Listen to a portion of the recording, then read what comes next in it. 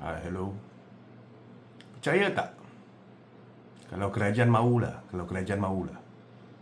setiap tahun 68 hospital kerajaan baru boleh dibina di Malaysia ni. Percaya tak? 6 hospital baru setiap negeri di dalam 1 tahun. Well, boleh dilakukan secara teori. Ni saya cerita macam mana. Well, okay. Nama saya Rajis. Saya ahli bersama. Ni video kedua saya berkenaan dengan penjelasan agenda-agenda bersama ni lah. Ada 12 agenda kan. Jadi hari ni saya nak buat berkenaan dengan agenda mempertingkatkan perkhidmatan kesihatan awam yang saudara Fizi utarakan lah.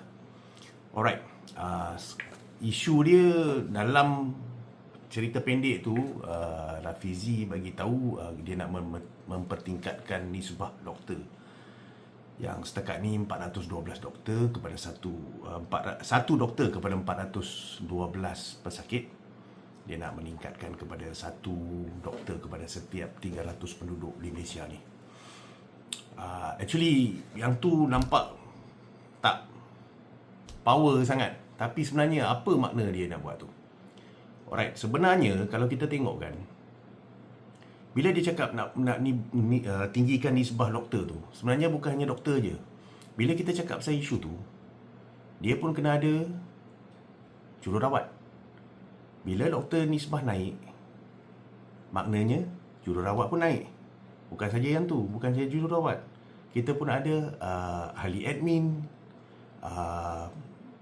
orang sokongan untuk projek satu hospital ni.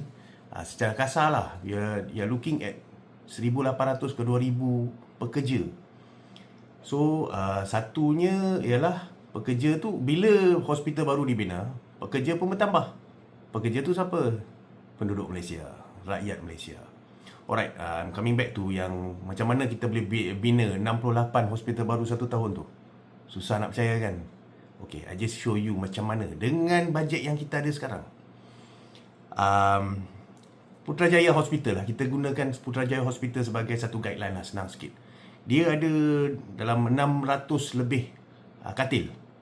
So, hospital besar lah ni. Macam hospital daerah mana-mana satu Malaysia ni. Dia menelan belanja dalam 648 juta ringgit Malaysia untuk satu hospital, Hospital Putrajaya. Ni campuran semua lah.